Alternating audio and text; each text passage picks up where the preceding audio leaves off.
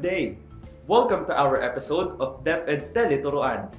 I am Samuel B. Padre, your teacher for today, and I will help you understand another mathematical concept in easy and fun way. At the end of this lesson, you will be able to add and subtract decimals and mixed decimal through 10,000s without or with regrouping and solve one or more routine and non-routine problems involving addition and or subtraction of decimals and mix using appropriate problem-solving strategies and tools. Are you ready? Before we learn how to add and subtract decimals, I challenge you to do quick addition and subtraction. Let's begin. Give the sum or difference of the following mentally. Number 1, 42 plus 33. The answer is 75. Number 2, 25 plus 61. Correct. The answer is 86. And number 3, 4 plus 17. Good job. The answer is 21. And number 4, 30 minus 11. 30 minus 11 is equal to 19. And lastly, 23 minus 8. 23 minus 8, the answer is 15. Good job! Now, since we are going to talk about addition and subtraction of decimals, let me give you some trivia about decimals. Did you know that decimal comes from the Latin word decima, meaning tenth part? Let us identify the place value of the decimal numbers. It is very important to read them properly. Let's begin. Give the place value of the underlined digit. Number 1, 0.25. The underlined digit is tenths. Number 2, 16.32. The place value of the underlined digit is hundreds. Number 3, 53.572. The place value of the underlined digit is thousands. Number 4, 34.8962. The place value is 10 thousandths. Number 5, 67.21,172. The place value of the underlined digit is hundred thousandths. Now that you know the different place values of decimal numbers, let's try to read this. 1.00794. Our last digit is 4, and it is placed in hundred thousandths place value. 1.00794 is read as 1 and 794 hundred thousandths. How about 4.17? Our last digit is 7, and it is placed in hundreds. So, it is 4 and 17 hundredths. The thing you need to remember in reading decimal number is to look for the last digit and use which place value it is placed. Let's try again. 2.0001. The last digit of this number is 1, and it is placed on the 10,000ths place.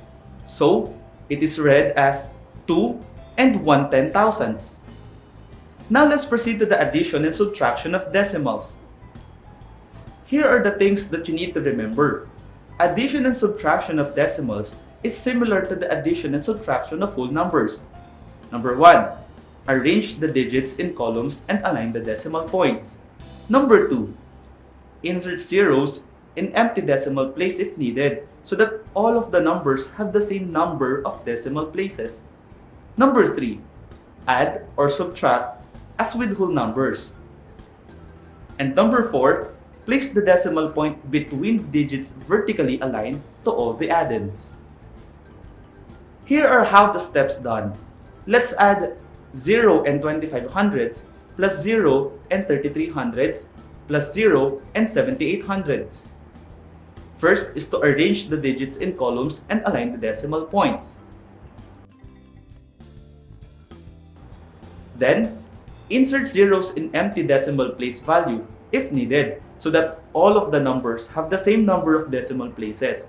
In this case, we don't need to insert zeros. Next is to add or subtract. Let's see. Lastly, Place the decimal point between the digits vertically aligned to all the addends. The answer is 1.36. It is read as 1 and 36 hundredths. Let's have another example. Add 2 and 4 tenths plus 123 and 57 thousandths.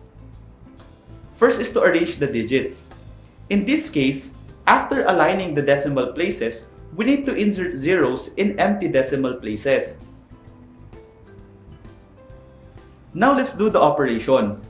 2 and 400,000 plus 123 and 57 thousandths is equal to 125 and 457 thousandths.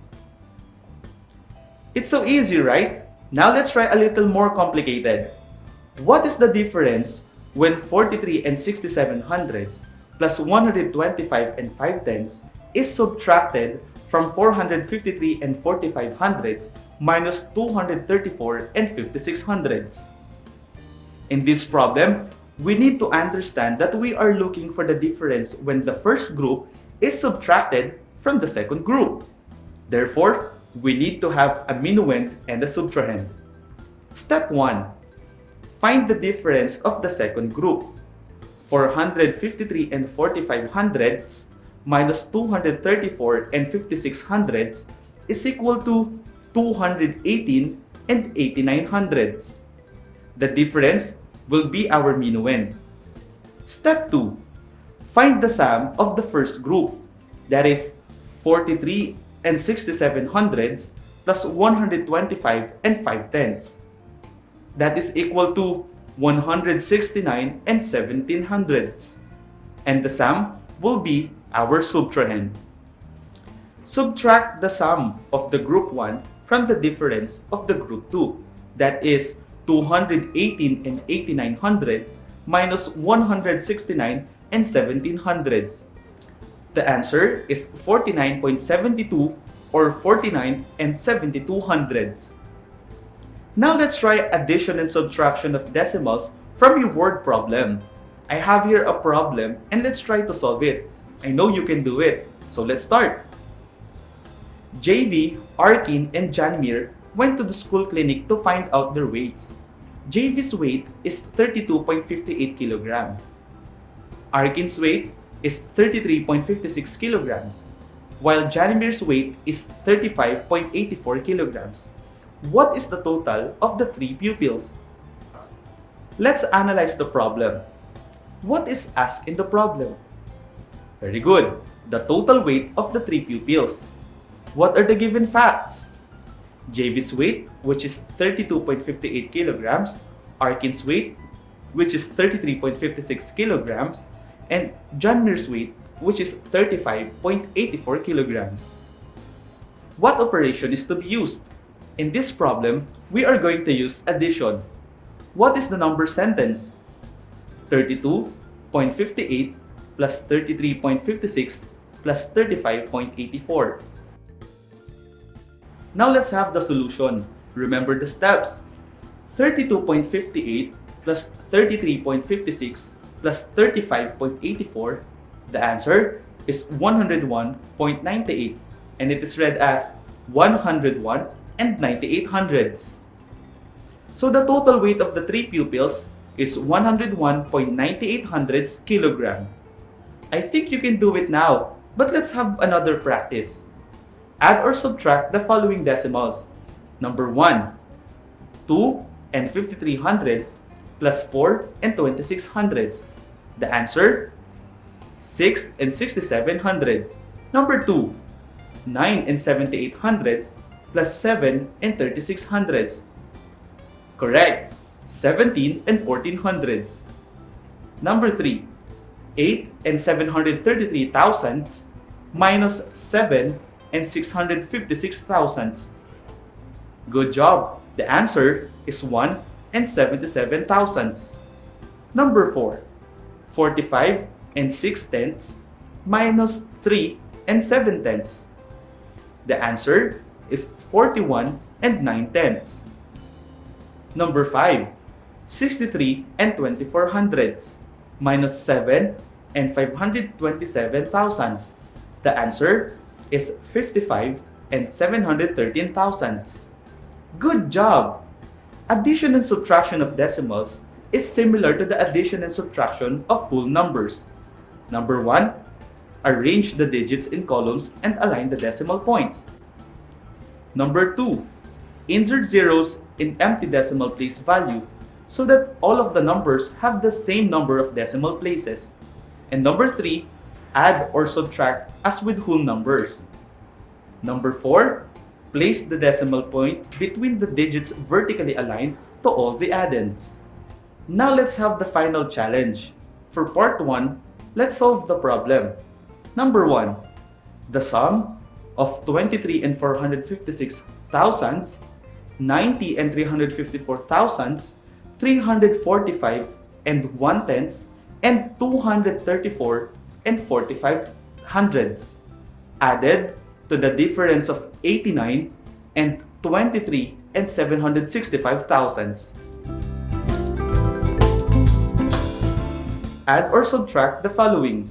Number 1, 65 and 96 hundredths plus 72 and 38 hundredths. Number 2, 73 and 401 thousandths minus 3 and 7/10. And number 3, 72 and 53 hundredths minus 28 and 32 hundredths.